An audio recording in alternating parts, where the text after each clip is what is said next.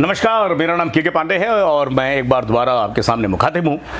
और इस बार भी मैं अपने चैनल में बात करूँगा इंडियन मैथोलॉजी की, लेकिन मेरे चैनल को आप सब्सक्राइब करें, लाइक करें और शेयर करें। और अगर आप ऐसा करते हैं तो उसके लिए मेरी बड़ी मेहरबानियाँ।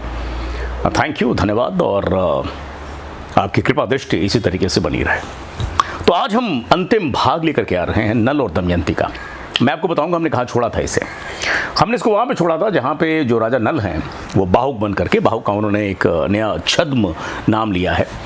और वाराणसी के जो राजा है जिनका नाम है ऋतुपर्ण, उनके साथ वो आते हैं, क्योंकि जो रानी दमयंती है उसने हर जगह ये कहानी फैला दी है कि भाई मैं जो है वो शादी करने के लिए जा रही हूँ। और उस स्वयंवर के लिए वो उस राजा को आमंत्रण देती है। और राजा जो है 100 योजन की दूरी एक रात में तय करके इनके स्थान पे पहुंचता है।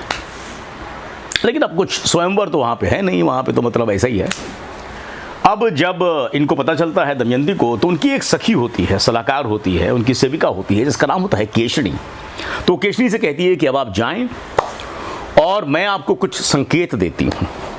आप उन संकेतों का ध्यान पूर्वक, ना ही आप उसको अपने मस्तिष्क में रखें, अपनी मेधा में रखें, अपनी मनीषी में रखें, लेकिन जब आप जाएं और राजा नल से मिलें तो उसको अपने सामने रख करके आप राजा नल को बाँचें, राजा नल को परखें। और ये जो भी साइंस हैं अगर राजा नल के पास भी हैं तो ये समझ लें कि भाई वो जो बाहुक के नाम से आया है वो छद्म भेष में राजा नल ही है और कोई हो नहीं सकता। अब केशनी कहती है कि ठीक है मैं रानी, मैं ऐसा करूँगी। दमयंती कहती है कि अगर आपने ऐसा किया और मेरे को आपने सही सही बता दिया कि वो जो बाहुक है वो कौन है, और अगर वो राजा नल निकलता है तो मैं आपकी झोली जो है मोतियों से भर दूंगी और आने वाले समस्त जीवन तक, जीवन पर्यंत आपको धन की, धान्य की, अन्न की, जमीन की, जेवर की, किसी भी वस्तु की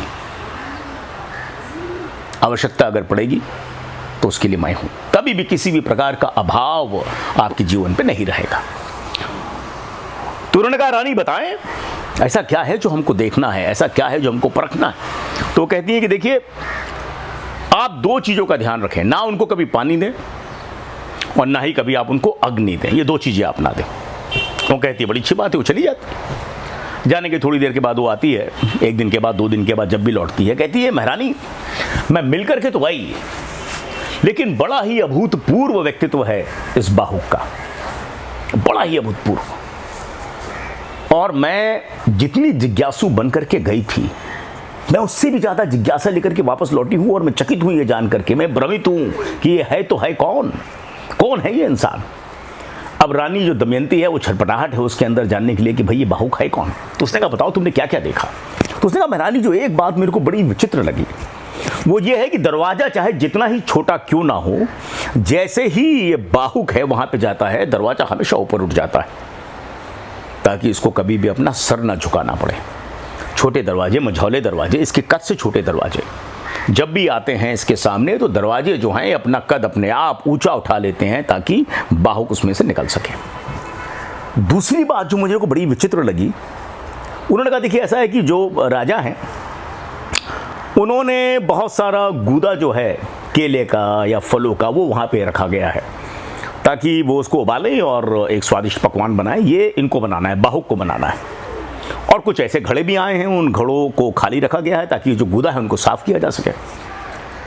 मजे की बात यह है कि उन खाली घड़ों को जैसे ही राजा नल देखते हैं वो पानी से लबालब भर जाते हैं और उसमें वो गूदा साफ करते हैं। अच्छा, यहाँ पे एक बात एक बड़ी छोटी सी बात है मैं आपको बताना चाहूँगा। वो ये है कि अगर आप संस्कृत का श्लोक देखेंगे महाभारत का जिसमें कि ये वर्णन आता है, उसमें गूदे शब्द की जगह मांस शब्द का प्रयोग किया गया है। मैं 1 सेकंड आपको लूँगा और मैं आपको ये जो श्लोक है पढ़ के सुनाता हूँ।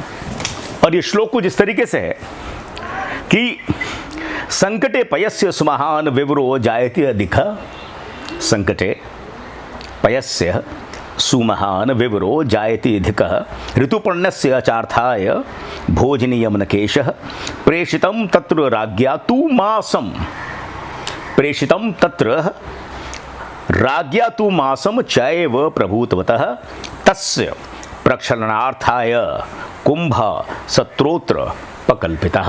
तो इसमें मास शब्द का प्रयोग किया गया है गूदा की जगह। तो अगर आप एक संस्कृत शब्दार्थ कौस्तुभ नाम का एक डिक्शनरी है, अगर आप वहाँ पे जाएंगे तो आपको पता चलेगा कि जो शब्द है मांस वो असल में गूदे के लिए प्रयोग किया गया है, जो अपने आप में विचित्र है। तो अगर कोई इसको एक ऐसा इंसान पढ़ता है जिसको संस्कृत का भान नहीं है या जो संस्कृत के बारे में जानता नहीं है, उसको मांस मांस के जैसा ही लगेगा, उसको ये नहीं पता चलेगा कि ये गूदा है। और अगर आप कभी देखें, अगर आप कदली को देखें, आप केले को देखें या किसी और को देखें, अगर आप उसको पकड़ें और जब आप अपने हाथों में लेंगे तो आपको ऐसा लगता है कि कोई मांसल चीज़ आपके, कोई मांसल वस्तु आपके हाथों में है। शायद इसीलिए इसका यहाँ पे प्रयोग किया गया। तो रानी बड़ी खुश जब उसने ये सुना। उसने कहा हाँ कुछ कुछ तो मेरे को लग रहा है कि ये राजा नल है। उसने कहा और बताओ। उसने कहा दूसरा ये है कि जब इनको आग लगानी पड़ती है तो वो कुछ ज़मीन से लेते हैं और वो ऐसे सूर्य को दिखाते हैं, जो तिनके हैं सूर्य को दिखाते हैं और लब से आग पकड़ लेते हैं। कहती महारानी लेकिन ये भी बड़ी बात नहीं, बड़ी बात ये है कि जो आग है वो इनको जलाती नहीं है, तो उस तिनकों को लेकर के वो खड़े रहते हैं। लो, और जो उनके हाथ हैं वो वैसे के वैसे। कहीं एक बात और है, वो ये है कि वो खड़े हुए थे और वहां पे ताजे ताजे फूल कोई आदमी या कोई सेवक वाटिका से तोड़ के लाया था। अब उन्होंने उन फूलों को उठाया और मसलने लगे। तब बड़ी एक अद्भुत घटना हुई। जैसे जैसे वो फूलों को मसलने लगे तो फूलों को विविर्ण होना चाहिए था, लेकिन फूल विविर्ण नहीं हुए, वो और विकसित हुए और गजब की सुगंध हर तरफ फैल गई। अब रानी ने कहा हो ना हो, ये वही है, ये राजा नल है। कहती हैं सखी तुमने मेरा बड़ा काम किया और मैं शब्दों में बयान नहीं कर सकती कि मैं किस कदर प्रभावित हूं, किस कदर मैं ऋणी हूं तुम्हारी कि इतना बड़ा कार्य आपने मेरा किया। मैं बहुत बहुत नज़दीक आ गई। बस एक काम और है कि वो जो गूदा है जिसको लेकर के ये इनको कोई प्रसाद बनाना है या इनको कोई व्यंजन बनाना है, वो गूदा तैयार हो गया होगा, तो तुम दोबारा चली जाओ और वो गूदा लेकर के आ जाओ। अब रानी ने ऐसा क्यों किया? क्योंकि रानी जो थी उसने इनके हाथ का गूदा खाया हुआ था, तो उनको पता था कि भाई किस तरीके का गूदा बनाते हैं। तो रानी के मन में संभवतः ये विचार आया होगा कि अगर उस गूदे को मैं दोबारा खाती हूँ और स्वाद वही निकलता है, और ये जो स्वाद है ये अपने आप में विरला स्वाद है, ये ऐसा स्वाद है जो कहीं पे भी नहीं। ये स्वाद केवल और केवल राजा नल की बनाई हुई रसोई का ही है। तो अगर ऐसा होता है तो मेरे को 100% उस बात का विश्वास हो जाएगा। वैसे ही विश्वास हो चला है, लेकिन जो 1-2% ऊपर नीचे है वो खत्म हो जाएगा और मुझे पता चल जाएगा कि भाई ये जो है राजा नल है। अब वो जो बेचारी उनकी सखी है वो जाती है और गूदा लेकर के आती है, गूदा जैसे मुंह में डालती हैं समझ जाती हैं, ये कहती है तो राजा नल है। जब अपनी माँ के पास जाती हैं पूरा किस्सा बताती हैं और राजा नल से मिलती हैं। पहले बच्चों को भेजती है, तो जब बच्चे पहुँचते हैं तो राजा नल जो है बच्चों को लिपटा लेते हैं, प्यार करते हैं, एक लड़का है एक लड़की। और फिर ये जब आती हैं तो कहती हैं महाराज या बाहू का आप एक बात बताएं कि ऐसा कौन आदमी होगा इस संसार में जो अपनी जवान सुंदर पतिव्रता स्त्री को बीच जंगल में छोड़ करके आधी रात को भाग जाए? ऐसा कौन होगा? तो राजा नल कहते हैं कि देखिए ऐसा भागा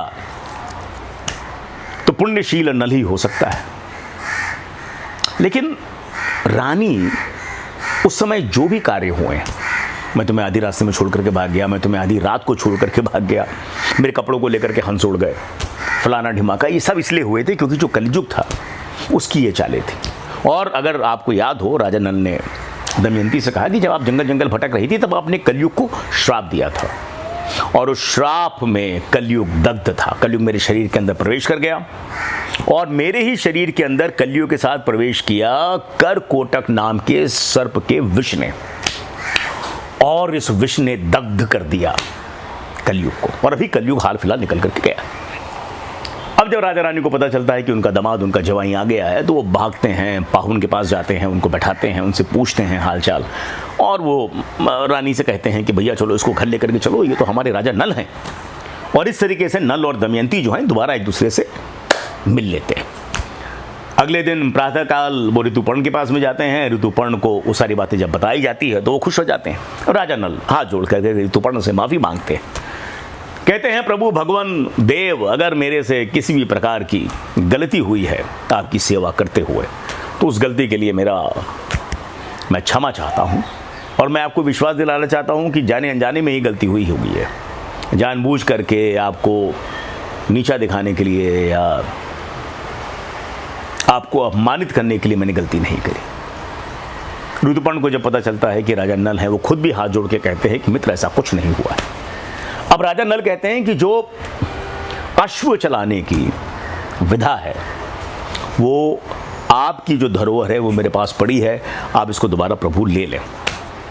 ऋतुपर्ण जो है वो किस तरीके से अश्व चलाए जाते हैं, क्योंकि उस समय में, उस कालखंड में जितना बढ़िया रथ चलाने का कार्य राजा नल कर सकते थे, उतना संसार में कोई नहीं कर सकता था। उनके अंदर ये विलक्षण प्रतिभा थी। उन्होंने सिखाया, और सिखाने के बाद जितने वो दक्ष थे उतना ही दक्ष उन्होंने राजा ऋतुपर्ण को किया। अब राजा ऋतुपर्ण ने उनसे कहा, जब सीख लिया उन्होंने कहा देखिए ऐसा है कि अब आपने मेरे को सिखाया है, अब मैं आपको दोबारा जो द्यूत क्रीड़ा है दोबारा आपको सिखाता हूँ। उन्होंने उनको दोबारा जुआ खेलने की कला सिखाई। उसके बाद नमस्कार हुआ, प्रणाम हुआ, सुबह की चाय पानी करने के बाद वो निकल पड़े। उन्होंने कहा मैं बनारस जाऊँगा, वो बनारस चले गए। अब इन्होंने कहा कि देखिए मैं तो अपने देश जाऊँगा निषाद, वहाँ पे जो पुष्कर है, जो मेरा भाई है, वो राज्य कर रहा है, और उसने छद्म से, उसने छल से, उसने कपट से, उसने धोखे से मेरा राज्य छीना है। पूरी तैयारी करके, खूब अच्छे तरीके से तैयार होकर के, मुकुट लेकर के, सुंदर सजीले बाके बन करके वो अपनी रानी के साथ निषद देश की तरफ निकल पड़ते हैं। वहाँ पहुँचते हैं और उसको संदेशा भिजवाते हैं कि देखो मैं आ गया हूँ, और एक बार दोबारा बहुत पैसा अर्जित करके, बहुत धन अर्जित करके लौटा हूँ। वो मेरे साथ मेरी पत्नी है अनिंद सुंदरी। तो इस बार एक बार हम दोबारा जुआ खेलते हैं, क्योंकि जो आदमी जुए में हार जाता है उसके पास धर्म के हिसाब से ये युक्ति संभव रहती है कि अगर वो उसी आदमी के पास दोबारा जाए जिससे कि वो जुआ हारा है, और उससे निवेदन करे कि आप जुआ खेले, तो वो बाध्य है जुआ खेलने के लिए। अंततः आप आए और जुआ खेलें। अब जब पुष्कर दमयंती को देखता है, और दमयंती तो अपने आप में गजब की सुंदरी है, वो कहता है कि भैया ये ऐसी सुंदरी अगर मेरे हाथ में आ रही है, या मेरे पास आ रही है, या मैं इसको जीत सकता हूँ, तो मैं क्यों छोड़ूँ। तो उसने कहा बहुत अच्छी बात है, ये सुंदरी जो है वो मेरे लिए तैयार होगी, मेरे साथ रहेगी, मेरे से विवाह करेगी, तो मैं आपके साथ जुआ खेलने को तैयार हूँ। तो राजा कहते हैं कि अपने प्राणों के साथ, राजा नल जो हैं वो कहते हैं कि अपने प्राणों के साथ अपनी सारी संपत्ति, अपनी चल अचल जो भी आपने अर्जित करी है वो सब, अपना राज्य, अपना जो आपने जेवर गहने गुड़िया आपके पास में, सारा का सारा आप दाव पे लगाएं। मैं भी सारी चीज़ों को दाव पे लगाता हूँ अपने और दमयंती के साथ। पुष्कर को लगता है कि भैया इसके पहले भी हम जीते हैं, इस बार भी जीत जाएंगे, और इस बार तो हमारे साथ दमयंती है। जुआ खेला जाता है। प्रारब्ध, कलयुग निकल चुका है। अब जैसा राजा नल चाहेंगे वैसा होगा, और अब जैसा पुष्कर चाहेगा वैसा नहीं होगा। तो सारा राज्य, सारा धन, सारी संपदा, सारे जेवर, सारे जवाहरात, सारी प्रतिष्ठा, सारी मान, सारी मर्यादा जो पुष्कर है वो हार चुका होता है। लेकिन राजा नल कहते हैं कि मैं अच्छे आदमी, कहते हैं कि देखो भैया जो तुमने मेरे साथ किया वो कलयुग से प्रेरित होकर के किया है। अब इसमें तुम्हारा अपना ना बुद्धि लगी है, ना मेरे को ऐसा लगता है कि तुम्हारा मन भी नहीं था इसमें। तुम मेरे तो हतेशी थे, तुम तो मेरे भाई हो, तो मैं तुम्हें जाने देता हूँ। तो जो भी तुम्हारा राजपाट है, जहाँ पे तुम पहले राज किया करते थे, तुम वहाँ जाओ और राज्य करो, और मेरा स्नेह आपके प्रति वैसा ही रहेगा जैसे पहला था। ये कह के वो पुष्कर को विदा करते हैं और रानी के साथ राज्य करने लगते हैं। तो ये महाभारत की कहानी, और ऐसी बड़ी सारी कहानियाँ हैं महाभारत में। तो आप लोगों ने इसको इतने ध्यान से सुना, और दोबारा मैं आप सब लोगों के से ये निवेदन करना चाहूँगा कि आप मेरे चैनल को सब्सक्राइब करें, शेयर करें उन लोगों में जिनको इंडियन मैथोलॉजी या इंडियन कल्चर या इंडियन हिस्ट्री में इंटरेस्ट है, और उनसे बोले कि सब्सक्राइब करें। अगर आप ऐसा करेंगे तो उसके लिए आपका बहुत बहुत धन्यवाद, और आपने मेरे को इतनी देर तक सुना उसके लिए भी आपका धन्यवाद। नमस्कार, थैंक यू।